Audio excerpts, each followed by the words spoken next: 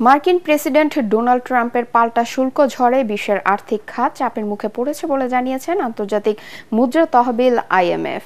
এমন পরিস্থিতিতে আর্থিক খাতের ঝুঁকি অনেকটা বেড়ে গেছে বলে মনে করছে সংস্থাটি। যুক্তরাষ্ট্রের ওয়াশিংটন ডিসি থেকে আরও জানাচ্ছে নিয়াজ জামান সজীব।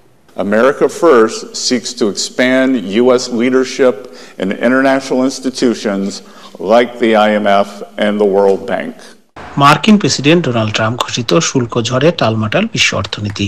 এর ফলে বিশ্বের আর্থিক খাত চাপের মুখে পড়েছে বলে জানিয়েছে আন্তর্জাতিক মুদ্রা তহবিল IMF। Assessment for global financial stability is that risks have been increasing.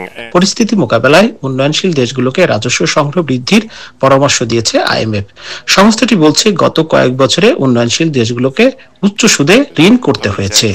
এখন পরিস্থিতির অবনতি হলে তাদের আরো উচ্চ সুদে ঋণ নিতে হতে পারে। There's a repricing relative to the higher level of uncertainty. বিশ্ব ব্যাংক IMF এর চলমান বসন্তকালীন সভা 21 এপ্রিল যুক্তরাষ্ট্রের ওয়াশিংটনে শুরু হয়েছে। এই সভাকে কেন্দ্র করে বৈশ্বিক অর্থনৈতিক পূর্বাভাস সংক্রান্ত প্রতিবেদনের পাশাপাশি আর্থিক স্থিতিশীলতা প্রতিবেদনও প্রকাশ করেছে IMF। সেই প্রতিবেদনে এসব ঝুঁকির কথা বলা হয়েছে।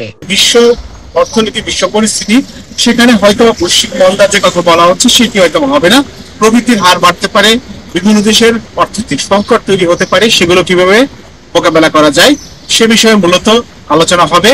নিয়াজ জামান সজীব, ATN বাংলা, যুক্তরাষ্ট্র।